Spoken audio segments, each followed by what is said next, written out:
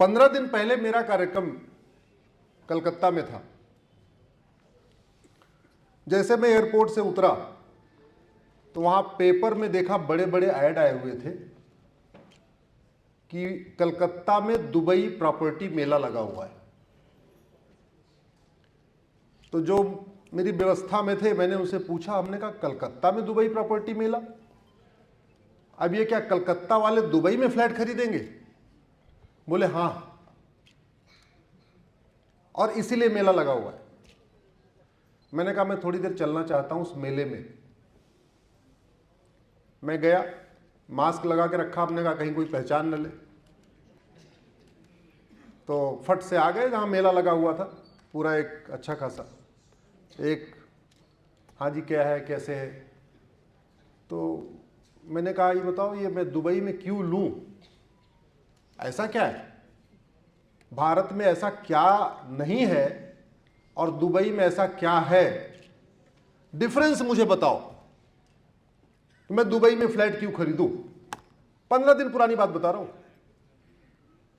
बोले साहब जो समस्या भारत में है उसमें से 90% समस्या दुबई में नहीं है। हमने कहा मतलब? बोले यहां क्राइम है, दुबई में क्राइम नहीं है। यहां पावर कट होती है, वहां नहीं होती है। यहां आप रात को शॉपिंग नहीं कर सकते, वहां आप रात को 2 बजे शॉपिंग कर सकते हैं। वहां घूसखोरी नहीं है, कमीशनखोरी नहीं है, जमाखोरी नहीं है, मिलावटखोरी नहीं है, कालाबाजारी नहीं है, नशा तस्करी नहीं है, मानव तस्करी नहीं है, अपराध नहीं है। हमने कहा धर्मांतरण, क्योंकि हिंदू तो 15% है। बोले साहब भूल जाओ। मैंने कहा ये रोहिंग्या बांग्लादेशी। बोले साहब मजाल है, हमारे यहां फांसी होती है। हमने कहा और? बोले सड़क के किनारे कोई अवैध निर्माण नहीं मिलेगा, यहां आपको देख लीजिए, आपको पूरे भरा हुआ है। ट्रैफिक वाले बिल्कुल ठीक है, रोड रेज भूल जाइए, कभी होगा ही नहीं। बोले आप भी सुरक्षित रहेंगे, आपके बच्चे भी सुरक्षित रहेंगे। और दुख इस बात, मॉरल ऑफ द स्टोरी बताना चाहता हूं, कम से कम 200 लोगों ने, जिनको कलकत्ता में डर लगता है, बाद में मैंने पता किया कि कितने फ्लैट बुक हुए, 200 लोगों ने फ्लैट बुक किए। आप सोचिए जरा, यहां हम 80% होके भी अनसेफ फील करते हैं और वहां 15% होके भी सेफ फील करते हैं। अंतर क्या है? आखिर भारत और दुबई में अंतर क्या है? अंतर बहुत छोटा सा है। मेरे साथ बोलिए, धर्म की अधर्म का प्राणियों में विश्व का। वहां धर्म की जय करने वाले बहुत कम हैं, लेकिन अधर्म का नाश करने के लिए कानून बहुत कठोर है।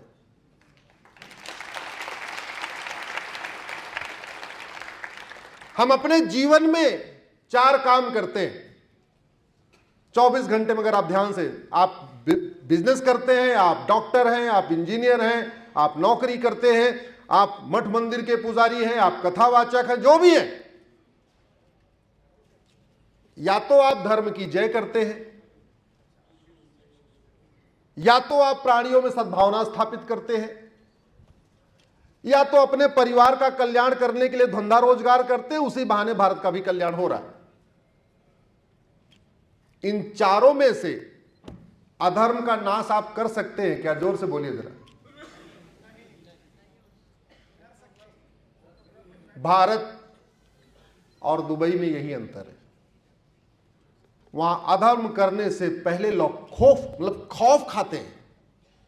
कभी सुना आपने वहां पे अजमेर जैसा सैकड़ों बच्चियों का बलात्कार हुआ?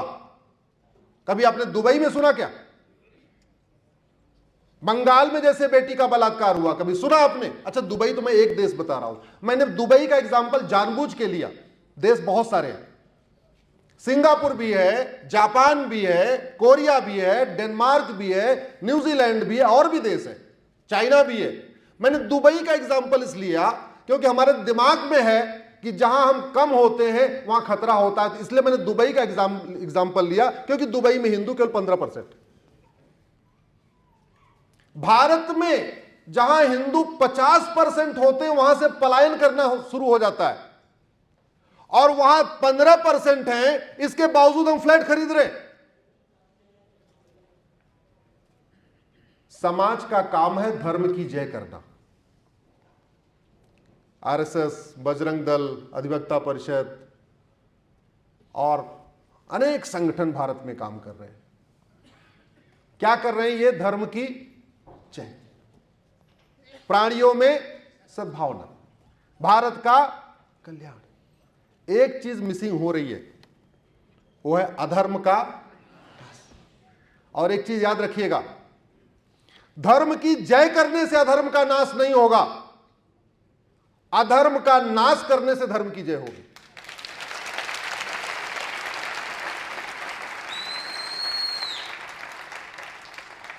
अधर्म का नाश करने से प्राणियों में सद्भावना आएगी, अधर्म का नाश करने से बिजनेस व्यापार बढ़ेगा, अधर्म का नाश करने से जीडीपी बढ़ेगी, अधर्म का नाश करने से भारत का कल्याण होगा, और अधर्म का नाश करने से धर्म की जय होगी। और इसको आप भगवान श्री राम और भगवान कृष्ण से भी सीख सकते हैं। भगवान श्री राम ने वनवास लिया, हमारे कथावाचक उसका एक पहलू बताते हैं। पिता के भक्त थे, पिता के आज्ञा पालक थे। आगे थोड़ा बढ़ते हैं, सबरी माता के जूठे बेर खाए। एक पहलू है। दुर्भाग्यवश दूसरा पहलू नहीं बताते, जो वास्तव में उन्होंने सबसे ज्यादा काम किया। अयोध्या से निकले, प्रयाग पहुंचे, भारद्वाज ऋषि जी के आश्रम में रुके, गंगा जी क्रॉस किया, जैसे चित्रकूट की तरफ बढ़े, उस चित्रकूट से लेके रामेश्वरम तक या लंका तक उन्होंने धर्म की जय किया था कि अधर्म का नाश किया था? जोर से बोलिए जरा। अधर्म का नाश किया था। वैसे भी विश्वामित्र जी ने 4 भाइयों में राम, भगवान श्री राम और लक्ष्मण को ही क्यों मांगा? भरत को क्यों नहीं मांगा? शत्रुघ्न जी को क्यों नहीं मांगा? विश्वामित्र जी ने भगवान राम लक्ष्मण को मांगा था क्या? कथा पाठ कराने के लिए, उनको कुछ वेद पुराण सुनाने के लिए, उनसे क्या हवन करवाने के लिए? नहीं नहीं नहीं। किस लिए मांगा था उन्होंने? विश्वामित्र जी तो धर्म की जय कर रहे थे, कर नहीं पा रहे थे, इसलिए उन्होंने भगवान राम और लक्ष्मण को मांगा, क्योंकि उनको अधर्म का नाश कराना था।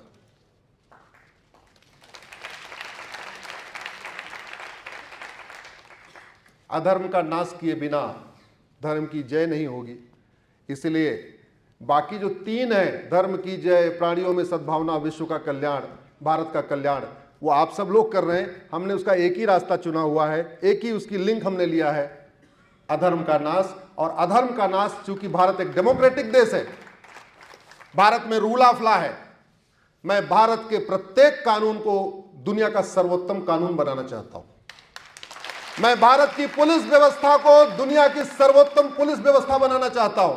मैं भारत के जुडिशियल सिस्टम को दुनिया का सर्वोत्तम जुडिशियल सिस्टम बनाना चाहता हूं। मैं भारत के एडमिनिस्ट्रेटिव सिस्टम को दुनिया का सर्वोत्तम एडमिनिस्ट्रेटिव सिस्टम बनाना चाहता हूं। मैं भारत में जस्टिस विद इन ईयर की लड़ाई लड़ रहा हूं कि 1 साल के अंदर मुकदमों का फैसला हो, डिस्ट्रिक्ट कोर्ट में भी 1 साल में हो, हाई कोर्ट में भी 1 साल में हो, सुप्रीम कोर्ट में भी 1 साल में हो। और यह संभव है, यह होता था। भारत में तो पहले जस्टिस विद इन आवर होता था। बहुत कॉम्प्लिकेटेड केस होता था तो जस्टिस विद इन डे होता था, 1 दिन में फैसला होता था। एक्स्ट्रा कोई ऐसा केस आ गया तो जस्टिस विद इन वीक होता था। और बहुत rarest of the rare case होते थे जिसका मुकदमा 1 महीने चलता था, जस्टिस विद इन मंथ होता था। आप उठा के देख लीजिए, हमारे वैदिक काल में कोई मुकदमा 1 महीने नहीं चला। जस्टिस विद इन मंथ भी बहुत रेयर मुकदमे आए हैं। हाँ, सारे के सारे मुकदमे justice within hour, justice within day, justice within week होते थे। दुर्भाग्य देखिए, आज हम जस्टिस विद इन ईयर की बात करते हैं तो बहुत सारे लोगों को विश्वास नहीं होता कि हो सकता है कि नहीं हो सकता। हो सकता है, दुनिया के कई देशों में हो सकता है। और जब तक भारत में जस्टिस विद इन ईयर नहीं होगा, तब तक अधर्म का नाश नहीं होगा। और जब तक अधर्म का नाश नहीं होगा तब तक धर्म की जय नहीं होगी। तब तक लोग भारत में दुबई का प्रॉपर्टी मेला लगेगा और लोग भारत छोड़ के दुबई में जाके बसते रहेंगे।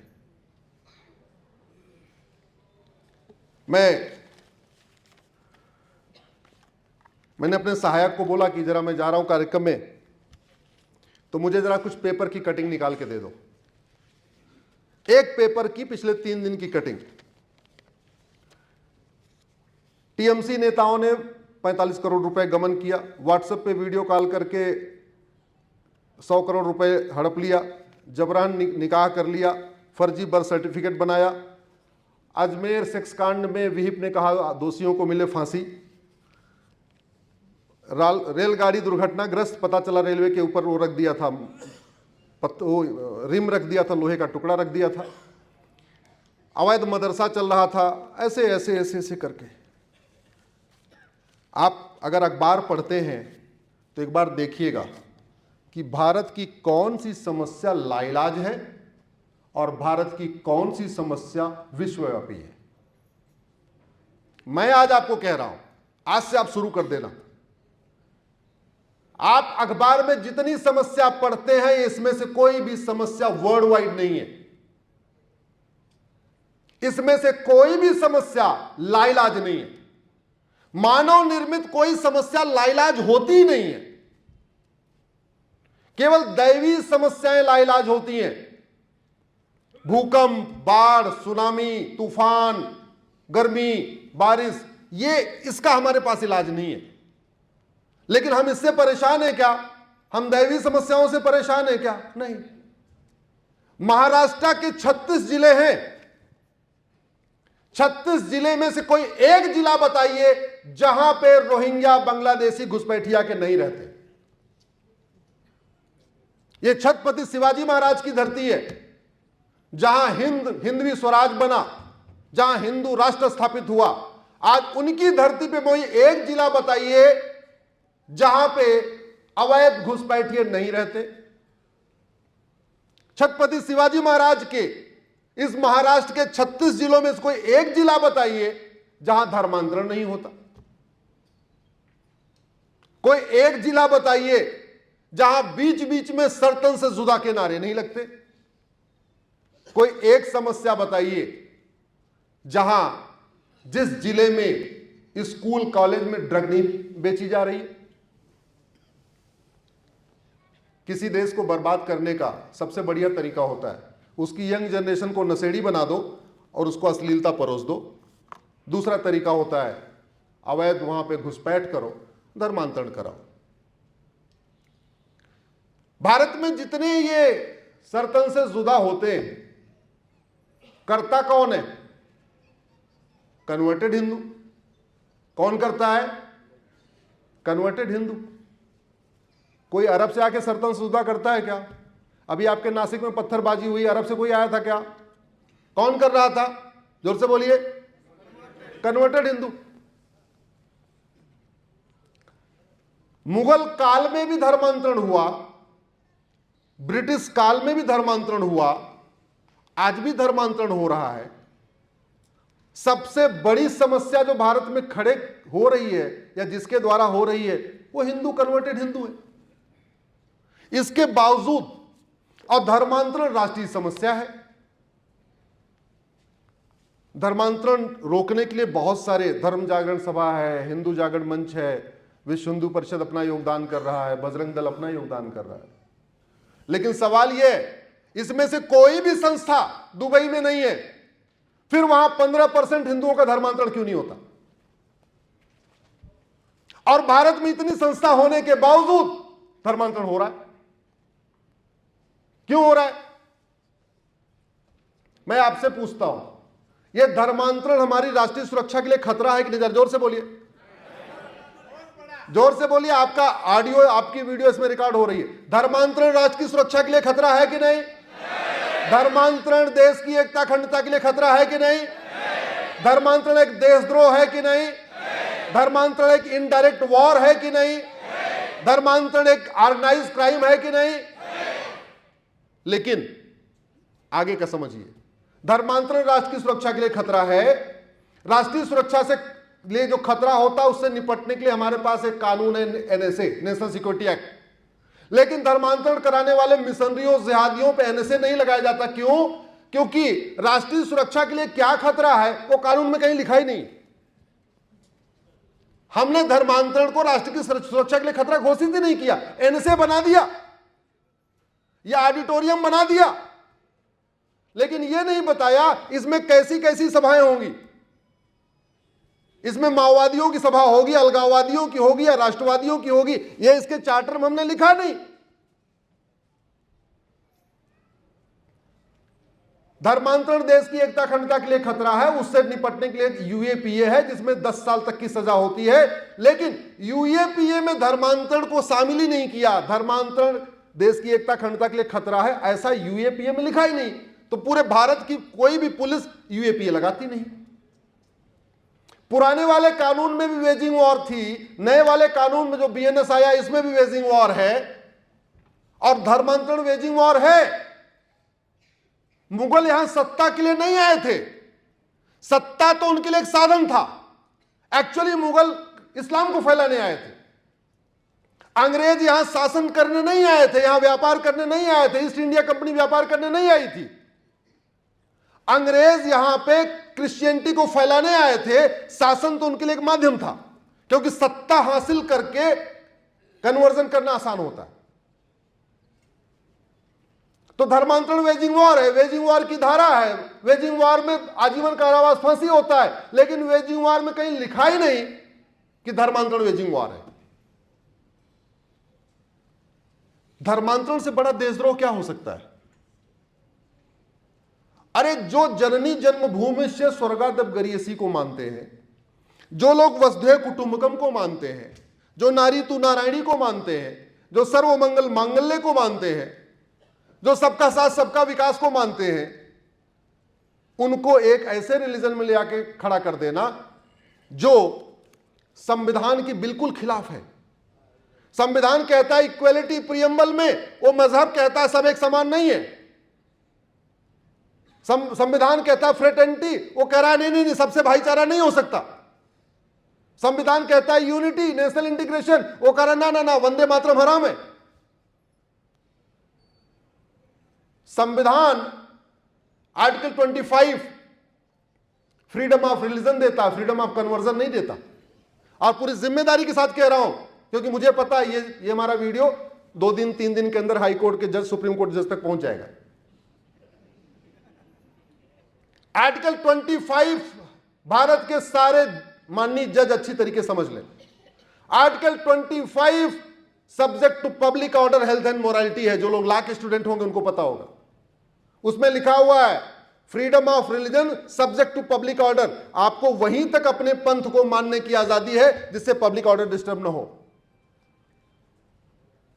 Freedom of religion subject to health, आपको वहीं तक मानने की आजादी है दूसरों का स्वास्थ्य खराब ना हो।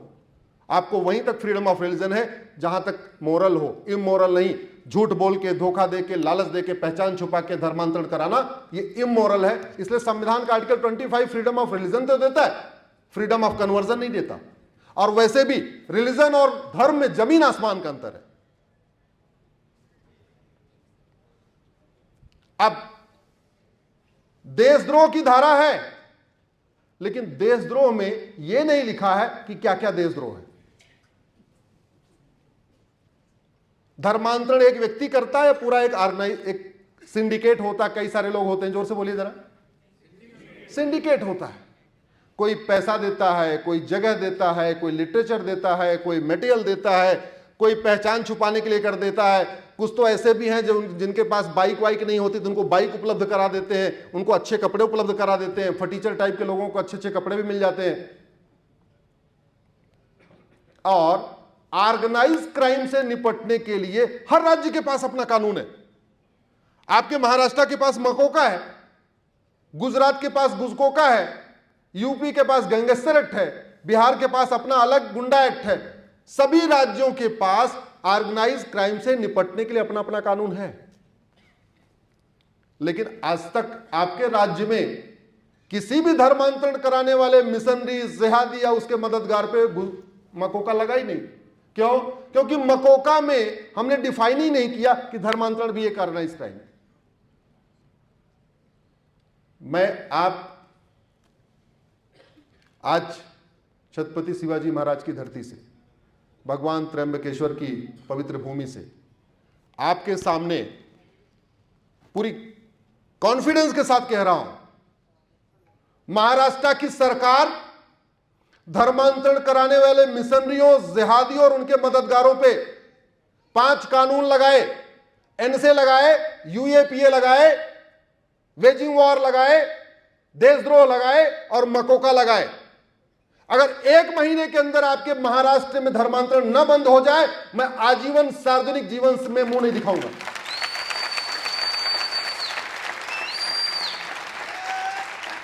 ये लाइलाज समस्या नहीं है। आप धर्मांतरण कराने वाले मिशनरियों, जिहादियों की उनकी 100% संपत्ति जब्त करिए, उनकी नागरिकता खत्म करिए, आजीवन कारावास, फांसी दे दीजिए, केवल 10-20 को दीजिए। मैं गारंटी के साथ कहता हूं आपका महाराष्ट्र सुरक्षित हो जाएगा। सबको नहीं करना। हमने परमाणु बम बनाया हुआ है, चलाने के लिए क्या चलाया किसी के ऊपर? जोर से बोलिए जरा। अग्नि है हमारे पास, ब्रह्मोस है, अभी राफेल भी खरीद लिया, चलाया क्या? नहीं। किस लिए? डराने के लिए, धमकाने के लिए, खौफ पैदा करने के लिए। मेरी पीआईएल चल रही है, इतना बड़ा सिंडिकेट है, ये 5 मांगे मेरी पीआईएल पे है। उन्होंने पहला, जैसे माननीय सुप्रीम कोर्ट में जस्टिस एमबी शाह थे गुजरात के, उन्होंने ऑर्डर पास किया कि धर्मांतरण राष्ट्र की सुरक्षा के लिए खतरा है। आप गूगल करिएगा, conversion is a serious threat to national security, ऐसा करके पब्लिश हुआ है 2022 में। मैंने वो ऑर्डर उत्तर प्रदेश में गाजियाबाद के पुलिस कमिश्नर को दिया। क्यों दिया? क्योंकि पहले धर्मांतरण कराया जा रहा था ट्राइबल्स का, आदिवासियों का, लेकिन उसमें लगता है खर्चा। अब उन्होंने नया सिस्टम निकाला है, अब वो धर्मांतरण करा रहे हैं बिजनेस क्लास का, माहेश्वरी समाज, अग्रवाल समाज, जैन समाज। क्यों करा रहे? एक बेटा होता है, 100 करोड़ की प्रॉपर्टी होती है, उसको कन्वर्ट कर लो, 100 करोड़ की प्रॉपर्टी मिल गई। गाजियाबाद में एक जैन परिवार का इकलौता लड़का, उसको उन्होंने ऑनलाइन गेम को, उसको लत लग गई थी, उसी ऑनलाइन गेम में उसको कन्वर्ट कर दिया। ऐसा कन्वर्ट कर दिया कि उसको उसके फादर ने जब घर में नमाज पढ़ने से रोका, उसने लड़के ने हाथ उठा दिया। जिस घर में लहसुन प्याज नहीं बनता था, कभी यूज नहीं होता था, उस घर में नमाज पढ़ी जा रही थी। कमिश्नर साहब के पास गए, जैसे मुझे खबर लगी मैं भी कमिश्नर साहब के पास गया। हमने कहा एक काम करिए, ये मेरा सुप्रीम कोर्ट का ऑर्डर है, सुप्रीम कोर्ट ने कहा है धर्मांतरण राष्ट्र की सुरक्षा के लिए खतरा है, इसके ऊपर लगा दीजिए एनएसए। एनएसए का फायदा होता है 1 साल तक जमानती नहीं होती। पहले वो हिचक रहे थे क्योंकि भारत में आज तक एनएसए कहीं लगाया नहीं था। मैंने उनको, हमारे मित्र हैं जानने वाले, उनको थोड़ा बूस्ट किया तो उन्होंने लगा दिया। तो जब किसी अपराध में पहली बार एनएसए लगता है तो हाई कोर्ट जाता है कंफर्म होने के लिए कि हाँ ये सही लगा है कि नहीं लगा। वो धर्मांतरण में पहली बार लगा था भारत में, वो मैटर इलाहाबाद हाई कोर्ट गया। इलाहाबाद हाई कोर्ट ने कमेटी बनाया, कमेटी बना के उन्होंने बोला हाँ धर्मांतरण राष्ट्र की सुरक्षा के लिए खतरा है, एनएसए लगाना ठीक है। उसके बाद से जब जब यूपी में धर्मांतरण होता है, बाबा की पुलिस पहला काम करती, पहले एनएसए लगा देती है।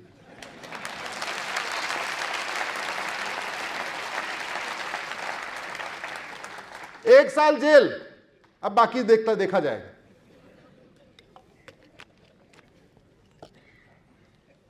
ऐसी कोई समस्या नहीं है जो लाइलाज है, लेकिन धर्मांतरण रोकने के लिए और भी काम करना पड़ेगा।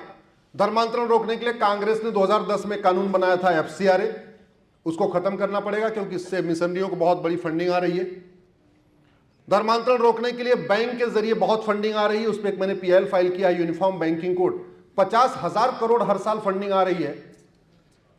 दुर्भाग्यवश आरबीआई को भनक नहीं उसकी, आरबीआई तो छोड़िए वित्त मंत्रालय को उसकी भनक नहीं है। वो मैं एक्सप्लेन करूंगा तो उसमें टाइम लग जाएगा, आप गूगल करिएगा uniform banking code Ashwini Upadhyay, मेरी पीआईएल चल रही है। बाहर से पैसा आ रहा है, तो जब पैसे का ट्रांजैक्शन करते हैं तो मैं आपको 2 मिनट बताता हूं। एक होता आरटीजीएस, आप जानते होंगे, एक होता एनईएफटी। लेकिन ये डोमेस्टिक टूल है, ये जो टूल है डोमेस्टिक टूल है भारत के अंदर ट्रांजैक्शन करने के लिए। अगर बाहर से पैसा आए तो उस पर लिखा होता है आईएमटी, इंटरनेशनल मनी ट्रांसफर। और विदेशी बैंक एचएसबीसी और भी कई सारी, वेस्टर्न यूनियन, अमेरिकन एक्सप्रेस, वो बैंकें बाहर से पैसा भेज रही थी और उसको दिखा रही थी एनईएफटी और आरटीजीएस। तो आरबीआई का सॉफ्टवेयर उसको पकड़ ही नहीं पा रहा था, वो सोच रहा था भारत के अंदर पैसा घूम रहा है और पैसा बाहर से आ रहा था। जब मुझे इसकी भनक मिली, और भनक मैं उनको धन्यवाद दूंगा, ऑस्ट्रेलिया के नवल किशोर सिंह है, वो हमको 6 महीने समझाते रहे, मुझे समझ में नहीं आया कि हो क्या रहा है। उन्होंने 3 बार पैसा भेजा और किसी अलगाववादी के खाते में, बेचारे $5,000 3 बार भेजे। एक बार भेजे और उन्होंने भेजने वाले को बोला कि भैया इस पे एनईएफटी लिखा होना चाहिए, एनईएफटी आ गया। अगली बार भेजा, बोले इस पे आरटीजीएस लिखा होना चाहिए, आरटीजीएस लिख के आ गया। अगली बार भेजा, बोले इस बार इसमें बाकायदा एयूडी लिखा होना चाहिए, ऑस्ट्रेलियन डॉलर लिखा होना चाहिए, मेरा नाम लिखा होना चाहिए, मेरा पता लिखा होना चाहिए, वो भी आ गया। वो तीनों बैंक स्टेटमेंट लेके मेरे पास आए।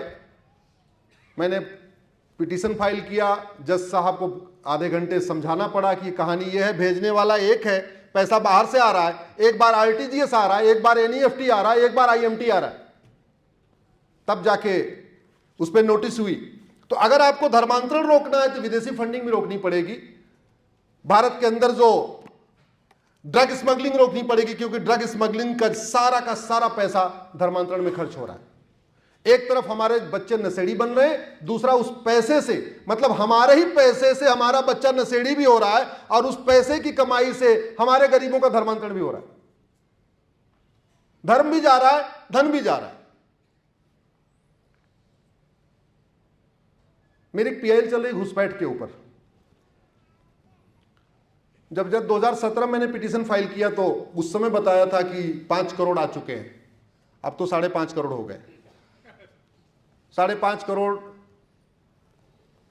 दुनिया के 50 ऐसे देश हैं जिनकी जनसंख्या 5.5 करोड़ से कम है। यानी दुनिया के 50 देशों की जनसंख्या है, उतना हमारे देश में रोहिंग्या बांग्लादेशी रहते हैं। सवाल यही है, ये रोहिंग्या बांग्लादेशी भारत क्यों आते? चीन क्यों नहीं चले जाते? दुबई क्यों नहीं चले जाते? कुवैत क्यों नहीं चले जाते? उनको तो बहुत आदमी भी चाहिए। बहरीन क्यों नहीं जाते? मस्कट क्यों नहीं जाते? भारत क्यों आते? और आ कैसे रहे? बॉर्डर पे 2,000 रुपए दे के आते हैं। पूरी जिम्मेदारी के साथ बता रहा हूं आपको, कड़वी सच्चाई। बॉर्डर पे पर हेड 2,000 रुपए देते हैं।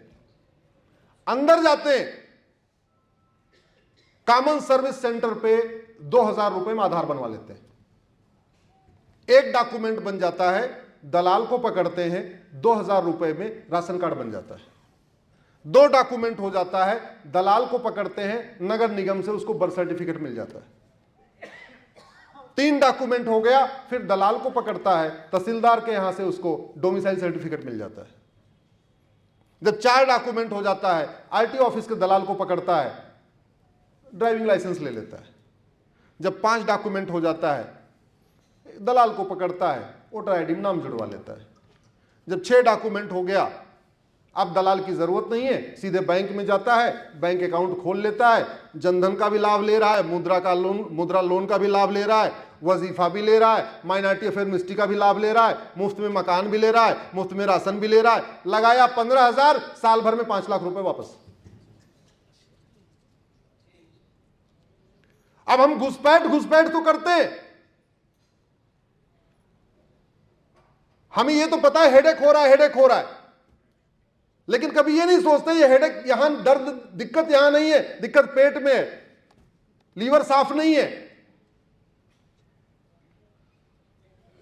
जब तक भ्रष्टाचार को देशद्रोह घोषित नहीं किया जाएगा, जब तक फर्जी डॉक्यूमेंट बनाने वालों को 10 से 20 साल की सजा के लिए कानून नहीं बनेगा, तब तक फर्जी डॉक्यूमेंट, जब घूसखोरी नहीं रुकेगी, और जब तक घूसखोरी नहीं रुकेगी तब तक घुसपैठ नहीं रुकेगी। कितने भी संगठन बन जाएं, आप घुसपैठ रोक ही नहीं सकते, घुसपैठ कराने वाले हमारे अपने हैं। आप कितना भी धर्म की जय करोगे, उनको 2000 की नोट मिलती है, दिखती है, उसके बाद धर्म भूल जाते हैं, ले लेते हैं और लेके दे देते हैं। भ्रष्टाचार को देशद्रोह घोषित करना पड़ेगा। भाई, फर्जी डॉक्यूमेंट बनाने के लिए 10 से 20 साल की सजा का कानून बनाइए। जहां आधार बनता है वहां एक बड़े से अक्षरों में लिखा रहे, फर्जी आधार बनाना, फर्जी आधार बनवाना गंभीर अपराध है, पकड़े जाने पे 10 से 20 साल सजा होगी। कोई बनाने जाएगा क्या और कोई बना के देगा क्या? नहीं। जहां जहां आरटीओ ऑफिस है लिख दीजिए, फर्जी डीएल बनवाना, फर्जी डीएल बनाना, दोनों सीरियस क्राइम है, पकड़े जाने पे 10 से 20 साल सजा होगी। जहां जहां राशन कार्ड बनता है बड़े बड़े अक्षरों में लिख दीजिए, फर्जी राशन कार्ड बनाना बनवाना गंभीर अपराध है, पकड़े जाने पे दोनों को 10 से 20 साल सजा होगी। न कोई बनवाने जाएगा न कोई बनाएगा। जहां जहां ड्राइविंग लाइसेंस बनता है वहां नोटिस लगा दीजिए। अल्टीमेटली पहले जो अल्ट्रासाउंड होता था, जहां प्रेगनेंसी की टेस्टिंग होती थी, वहां नोटिस नहीं होती थी। आज की डेट में नोटिस लग गया ना वहां पे कि लिंग परीक्षण कराना गंभीर अपराध है, पकड़े जाने पे 3 से 7 साल सजा होगी। पहले से कुछ कम हुआ कि नहीं? टेस्ट कराना कम हुआ कि नहीं? अगर कोई अल्ट्रासोनिक वाला इसके डॉक्टर होंगे उनको पता होगा, कम हो गया। अब डॉक्टर को भी खौफ है, अरे मैंने अगर टेस्ट कर दिया पकड़ में आ गया 7 साल सजा जाएगी, काहे लिए यार, 2-4 हजार रुपए की बात है, छोड़ो ना, हमें नहीं चाहिए पैसा भैया, हम टेस्ट नहीं करेंगे। नहीं तो पहले ये चलता था, टेस्ट करा लेते थे, पता चलता था बेटी है तो मार देते थे। तो जैसे ही एक कानून बना, अब इसका इफेक्ट देखिए कानून का। जैसे ही लिंग परीक्षण कराना गंभीर अपराध बना, लिंग परीक्षण बंद हुआ, लिंग परीक्षण बंद हुआ, बेटियों की हत्या बंद हुई, तो जो रेशियो था 850 और 1000 का, वो बढ़ के 930 और 1000 हो गया। बेटियां बची कि नहीं बची? जोर से बोलिए जरा। यह होता है कानून की पावर। नैतिकता भी चाहिए। आप गलतफहमी मत रहिएगा, मैं नहीं कह रहा हूं धर्म की जय करना ठीक नहीं, मैं कह रहा हूं धर्म की जय होना चाहिए, लेकिन साथ में अधर्म का नाश भी होना चाहिए। और धर्म की जय करना समाज का काम है, अधर्म का नाश करना शासन का काम है। ये जो पुलिस है, जो प्रशासन है, जो एसपी है, थानेदार हैं, तहसीलदार हैं, कलेक्टर हैं, कप्तान हैं, सांसद हैं, विधायक हैं, मंत्री हैं, जज हैं, इनका काम धर्म की जय करना नहीं है। वो धर्म की जय करने के लिए बहुत संगठन है, सब मंदिर से हो जाएगा। इनका काम क्या है? अधर्म का। शिक्षा मंत्रालय का काम है ऐसी शिक्षा व्यवस्था स्थापित करना जिससे धर्म की जय हो, और कानून मंत्रालय का काम है ऐसा कठोर कानून बनाना जिससे अधर्म का। और गृह मंत्रालय का काम है दोनों को मिला के ऐसी व्यवस्था स्थापित करना जिससे प्राणियों में सद्भावना हो। और वित्त मंत्रालय का काम है ऐसी पॉलिसीज बनाना, इंडस्ट्री मिनिस्ट्री का काम है ऐसी व्यवस्था बनाना जिससे भारत का कल्याण हो, उद्योग व्यापार भी बढ़े। सारे मंत्रालय के अपने अपने काम है। लेकिन भारत के रक्षा मंत्री तो विदेश के रक्षा मंत्री से बात करते हैं, सुनते रहोगे, रक्षा मंत्री का 2x2 का डायलॉग हो रहा है। आज तक आपने कभी सुना कि भारत के कानून मंत्री सिंगापुर के कानून मंत्री से डायलॉग कर रहे हो कि भैया आपके यहां क्या ऐसी व्यवस्था है कि ड्रग स्मगलिंग नहीं होती, ह्यूमन ट्रैफिकिंग नहीं होती है, आप क्या है? सुना आपने कभी? ये जो नौकरशाह है ना, मंत्री जी तो ड्राफ्ट करते नहीं है, ड्राफ्ट तो नौकरशाह करते हैं। जब इन नौकरशाहों को अपना घर बनाना होता है तो कम से कम 10 आर्किटेक्ट से बात करते हैं। 10 लोगों का अगल बगल जाके घर भी घूम घूम के आएंगे। विराट जी आपको पता होगा, आइडिया होगा आपको। 10 जगह देखेंगे और किसी एक घर की नकल भी नहीं करेंगे। किसी एक के घर की बेडरूम की नकल करेंगे, दूसरे घर की ड्राइंग रूम की नकल करेंगे, तीसरे के घर के किचन की नकल करेंगे, चौथे के घर के वॉशरूम की नकल करेंगे और कोशिश करेंगे कि मेरा वाला घर सर्वोत्तम घर बने। ये कोशिश होती है कि नहीं? लेकिन जब भारत के लिए कानून बनाते हैं तब ये नहीं देखते कि सिंगापुर में क्या चल रहा है, जापान में क्या चल रहा है, कोरिया में क्या चल रहा है, चाइना में क्या चल रहा है, दुबई में क्या चल रहा है, अमेरिका में क्या चल रहा है। और उसका दुष्परिणाम आपको बताता हूं। उदयपुर में कन्हैयालाल की हत्या हुई और उसके कुछ ही दिन के बाद अमरावती में उमेश कोल्हे की हत्या हुई। लगभग उसी स्टाइल में हुई थी ना, चाकुओं से काट के मारा था उमेश कोल्हे को भी। कभी आपने अमेरिका में उमेश कोल्हे जैसी हत्या सुनी क्या? रूस में सुनी क्या? गूगल कर लीजिएगा, अभी नहीं सुना तो कोई बात नहीं, मेरे कार्यक्रम करने के बाद गूगल कर लीजिएगा कि ऐसा चाकुओं से गोद के 30 चाकू, 35 चाकू, 40 चाकू किसी ने मारा हो। जानते हैं भारत में मर्डर की एक धारा है, गला दबा के मार दो तो भी, बिजली के झटका दे के मार दो तो भी, एक गोली मार दो तो भी, 10 गोली मार दो तो भी, 2 चाकू मार दो तो भी, रस्सी खींच दो तो भी, टुकड़े टुकड़े कर दो तो भी, 50 टुकड़े कर दो तो भी।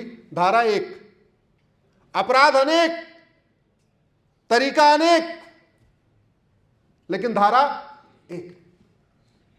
अमेरिका में मर्डर की 10 धारा है। किलिंग अलग, मर्डर अलग, बुचरिंग अलग, मैनस्लॉटर अलग, हेट क्राइम अलग, जेनोसाइड अलग। जब मैंने उमेश कोल्हे की हत्या को कंपेयर किया कि अगर उमेश कोल्हे जी की हत्या या कन्हैयालाल की हत्या अमेरिका में होती तो क्या होता, पहली बात नो बेल नो पैरोल। दूसरी बात $10 लाख का जुर्माना, क्योंकि वो मर्डर नहीं था, वो हेट क्राइम था, वो जेनोसाइड था, धर्म देख के मारा गया था, नफरत के आधार पे, धार्मिक नफरत के आधार पे मारा था। तो वो कैटेगरी में आएगा हेट क्राइम और जेनोसाइड के, और उसमें $10 लाख का जुर्माना, यानी 8 करोड़ रुपए का जुर्माना। तो कन्हैयालाल को 2 लोगों ने मारा था, जैसे ही वो दोनों को पकड़ते, वो फटाफट, वीडियो तो उनको मिल ही गया था, उनका narco polygraph brain mapping test कर लेते, जो वीडियो में दिख रहा था वही बात उनके मुंह से उगलवा लेते टेस्ट करके, और सबसे पहला काम करते, उन दोनों के ऊपर $10 लाख का जुर्माना लगा देते। भारत के हिसाब से 8 करोड़ रुपए हुआ, यानी दोनों से 16 करोड़ वसूलते, और 16 करोड़ रुपए सबसे पहले कन्हैयालाल के परिवार को दे देते। और 6 महीने के अंदर, चूंकि वीडियो था ही कन्हैयालाल का, नार्को पॉलीग्राफ ब्रेन मैपिंग में वो बात और कंफर्म हो जाती। अब वहां पे गवाही वही नहीं होगी, कंफर्म हो गया ना, नार्को पॉलीग्राफ ब्रेन मैपिंग में कंफर्म हो गया, बस दैट इज सफिशिएंट। वीडियो की ऑथेंटिसिटी चेक कर लेंगे कि जो वीडियो है कहीं फेक तो नहीं है, फर्जी तो नहीं है। अगर वीडियो असली है और जो वीडियो में दिख रहा है वही नार्को पॉलीग्राफ ब्रेन मैपिंग में आ रहा है, अब कोई ज्यादा गवाह हुआ नहीं चाहिए। और वहां गवाही कोई देता भी नहीं फर्जी। जानते हैं क्यों? क्योंकि वहां फर्जी गवाही देना 10 से 20 साल सजा है। वहां पे फर्जी गवाही देना, झूठी गवाही देने पे 10 से 20 साल सजा होती है। तो वहां भाई भाई के लिए झूठी गवाही नहीं देता, बाप अपने बेटे के लिए झूठी गवाही नहीं देता, पत्नी अपने पति के लिए झूठी गवाही नहीं देती। बोलते समय काम करो, तुम तो अपना निपटा लो, हम तो कम से कम बाहर रहे।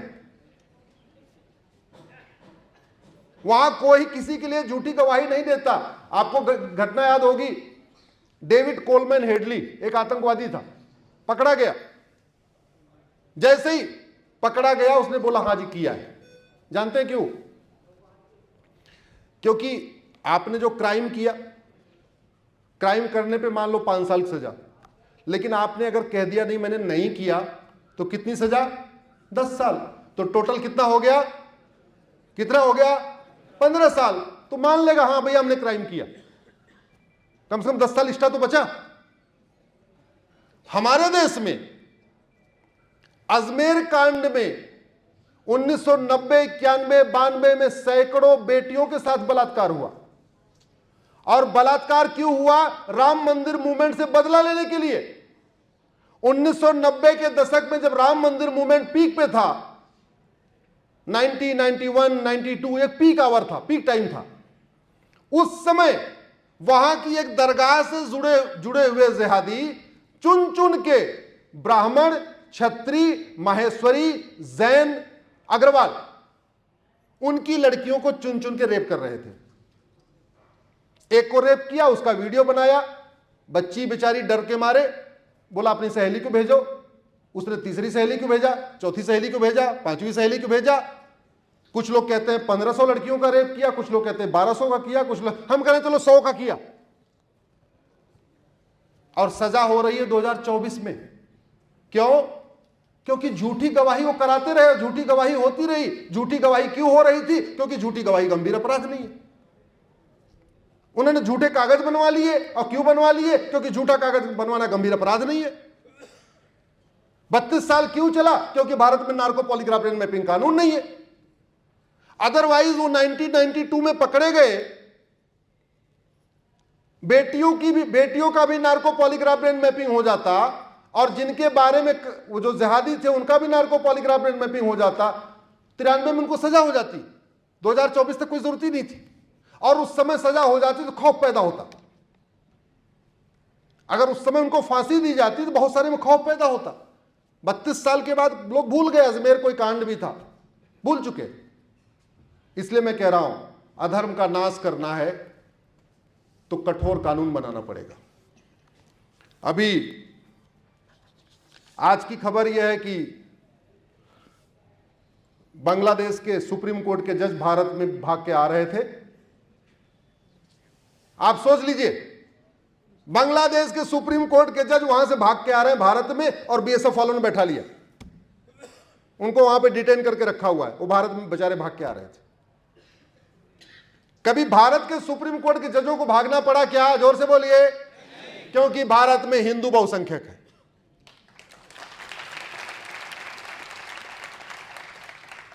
अफगानिस्तान के राष्ट्रपति भागते हैं, पाकिस्तान के राष्ट्रपति भागते हैं, बांग्लादेश के राष्ट्रपति देश छोड़ के भागते हैं। कभी भारत के राष्ट्रपति को भागना पड़ा क्या?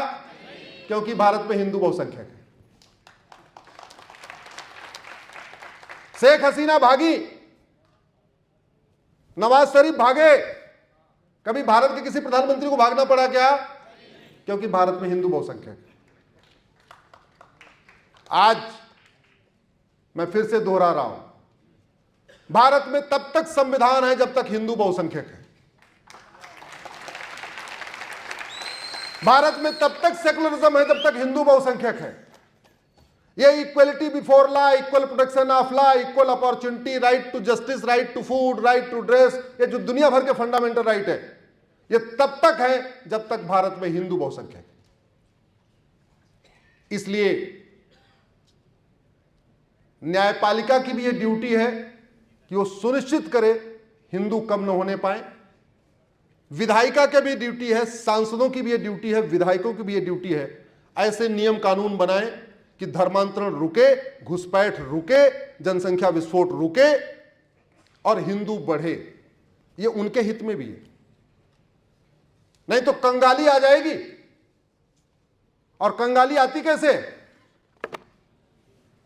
दाढ़ी बनाना हराम तो सारी नाई की दुकान बंद, तो 1 लाख नाई बेरोजगार। ब्यूटी पार्लर जाना हराम तो सारे ब्यूटी पार्लर बंद, हजारों ब्यूटी पार्लर बेरोजगार। संगीत सुनना हराम, सारे ऑर्केस्ट्रा बंद, सारे बैंड पार्टी वाले बंद, वो भी बेरोजगार। और जब संगीत हराम हो गया तो ढोलक बनाना, हारमोनियम बनाना, तबला बनाना भी, बनाने वाले भी बेरोजगार। खरीदेगा कौन? वो भी बेरोजगार। फैशन करना हराम तो ये कोई छोटा कपड़ा, कोई बड़ा कपड़ा, कोई लंबा कपड़ा, कोई टेढ़ा कपड़ा, कोई मेढ़ा जैसा कपड़ा पहनते रहते हैं, वो भी हराम। तो जो दुनिया भर का कारोबार फैशन वाला चल रहा है वो भी बंद। आप मुझे बताओ, अफगानिस्तान में कोई नाई की दुकान है क्या? जोर से बोलिए। कोई धोबी की दुकान है क्या? कोई वहां पे बैंड पार्टी ऑर्केस्ट्रा चल रहा है क्या? कोई वहां पे बाकी के फैशन परेड होता है क्या? कोई वहां पे ब्यूटी पार्लर चल रहा है क्या? नहीं। भारत में व्यापार इसलिए बढ़ रहा है क्योंकि हिंदू बहुसंख्यक है। हिंदू कम हो जाएगा, दुनिया भर के व्यापार खत्म हो जाएंगे। मैं पूरी लिस्ट बता सकता हूं, कम से कम 50 तरीके के बिजनेस तो तुरंत खत्म हो जाएंगे। और ये इसलिए बता रहा हूं कि सबसे पहले बॉलीवुड वाले सोच लें। ये जो घटिया फिल्म बना बना के, घटिया सीरियल बना बना के भारत को बर्बाद कर रहे हैं, भारत की संस्कृति को बर्बाद कर रहे हैं, अच्छी तरीके समझ लें। और ये बॉलीवुड में जितने बैठे हुए सब खदेड़े गए वहां से। कोई सिंध से खदेड़ा गया, कोई लाहौर से खदेड़ा गया, कोई जो है बलूचिस्तान से खदेड़ा गया। पृथ्वीराज कपूर भाग के आए थे, जो कपूर खानदान चल रहा है। सुनील दत्त भाग के आए थे, गुलजार साहब भाग के आए थे। ये ऋतिक रोशन जो जोधा अकबर बना के अकबर का गुणगान कर रहे हैं, इनके दादा रोशन भी भाग के आए थे। ये बॉलीवुड वाले अच्छी तरीके समझ लें, इनकी नंग धड़ंग फिल्में तब तक चल रही जब तक भारत में हिंदू बहुसंख्यक है। इनके उल्टे सीधे सीरियल, इनके उल्टी सीधे वेब सीरीज तब तक चल रही है जब तक भारत में हिंदू बहुसंख्यक है। ये जो अश्लीलता का परोस रहे हैं, ये तब तक चल रहा है जब तक भारत में हिंदू बहुसंख्यक है। ये जितने म्यूजिशियन बैठे हुए हैं बॉलीवुड वाले, फुहड़ गाने बनाते हैं, फुहड़ गाना गाते हैं, ये भी सुन लें, ये तब तक चल रहा है जब तक हिंदू बहुसंख्यक है।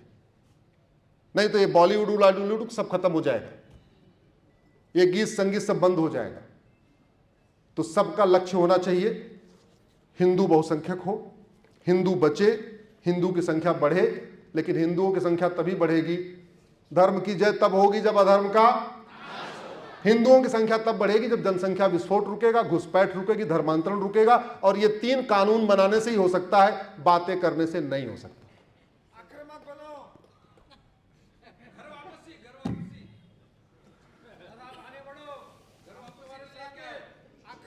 दुर्भाग्य देखिए आप, भारत में धर्मांतरण को प्रमोट करने के लिए कम से कम 10 कानून चल रहे हैं। धर्मांतरण को प्रमोट करने के लिए कम से कम 300 सरकारी योजनाएं चल रही हैं। ये जो माइनॉरिटी अफेयर मिनिस्ट्री है ना, ये धर्मांतरण को प्रमोट करती है। क्योंकि झुग्गी में रहने वाला हिंदू है, उसको 1000 रुपए नहीं मिलता, उसके बगल में दूसरा है, उसको 1000 रुपए मिलता है। वो स्कूल जाता है, बच्चा गरीब है, पूछता है सर जी वो बगल वाले को 1000 रुपए मिल रहा है, मुझे क्यों नहीं मिल रहा? बोले तू तो हिंदू है इसलिए नहीं मिलेगा। सब हमको कैसे मिलेगा? एक काम कर, क्रॉस पहन ले, ये रक्षा निकाल दे। ग्रेजुअली स्टेट स्पॉन्सर्ड कन्वर्जन हो रहा है। अमीर हिंदुओं के टैक्स के पैसे से, आपके दिए हुए जीएसटी से, आपके दिए हुए इनकम टैक्स से बाकायदा भारत में स्टेट स्पॉन्सर्ड कन्वर्जन हो रहा है। जब तक माइनॉरिटी, जब तक यहां पे विशेष स्कूल चलेगा, जब तक विशेष दर्जा चलेगा, जब तक मजहब के आधार पर मंत्रालय चलेगा, तब तक धर्मांतरण नहीं रुकेगा। क्यों? क्योंकि मजहब ही तो है जो नफरत करना सिखाता है। हमें उल्टी बात बताई गई, मजहब नहीं सिखाता आपस में बैर रखना। इसका ठीक उल्टा है, मजहब ही सिखाता है आपस में बैर।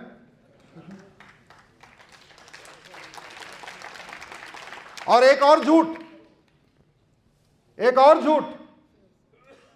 कुछ बात है कि हस्ती मिटती नहीं हमारी, महाझूठ। दुर्योधन के ननिहाल गंधार आज अफगानिस्तान बन गया, ना हमारी हस्ती है ना हमारी बस्ती है। राजा भरत का ननिहाल जहां से माता कैकेयी आई थी, आज की डेट में उसको पाकिस्तान कहते हैं। हस्ती भी मिट गई, बस्ती भी मिट गई। ईस्ट बंगाल आज की डेट में बांग्लादेश कहलाता है। 1 साल के अंदर हस्ती भी मिट जाएगी, बस्ती भी मिट जाएगी।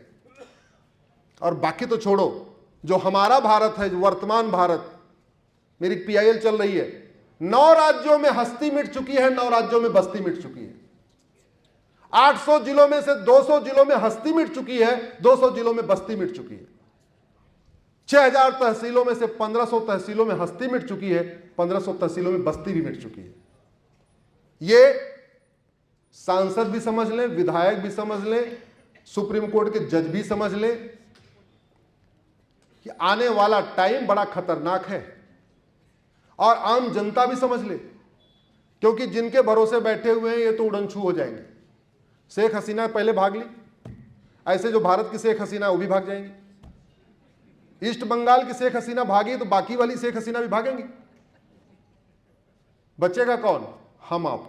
इसलिए मिलकर आवाज उठाइए, अधर्म का नाश करने के लिए, एक बात मैं जरूर लास्ट में कहूंगा, आप लोग परशुराम जयंती निकालते हैं ना, तो परसा के साथ निकालते हैं या कैसे निकालते हैं?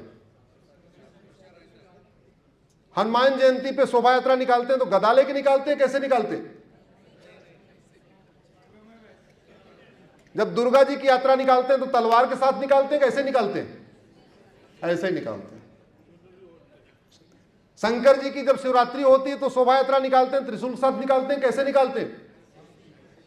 ठीक है भैया, जैसे मन करे ऐसे निकालो, मैं तो पूछ रहा हूं कैसे निकालते हो, मर्जी आपकी, जैसे निकालना निकालो। एक बार आप लोग मेरे साथ दोनों हाथ बांध के खड़े होके, मैं एक वामपंथी नारा लगवाऊंगा, आपको कहना है मुझे चाहिए आजादी। हम आगे बोलते रहेंगे, आपको जोर जोर बोलना हमें चाहिए आजादी। वामपंथी नारा लगाते हैं ना? हाँ, मैं भी वामपंथी हूं, लगाओ। और जरा भैया कैमरा उधर थोड़ा घुमा दीजिएगा, थोड़ी देर मंच पे, बाकी उधर। गुलामी के निशान से, गुलामी के नाम से, गुलामी की कुरीतियों से, गुलामी की कुप्रथाओं से, गुलामी के शिक्षा व्यवस्था से, गुलामी की पुलिस व्यवस्था से, गुलामी की न्याय व्यवस्था से, गुलामी की प्रशासनिक व्यवस्था से, गुलामी की टैक्स व्यवस्था से, रोहिंग्या घुसपैठियों से, बांग्लादेशी घुसपैठियों से, धर्मांतरण करने वाले घुसपैठियों से, मिशनरियों से, जिहादियों से। भारत माता की, भारत माता की, भारत माता की।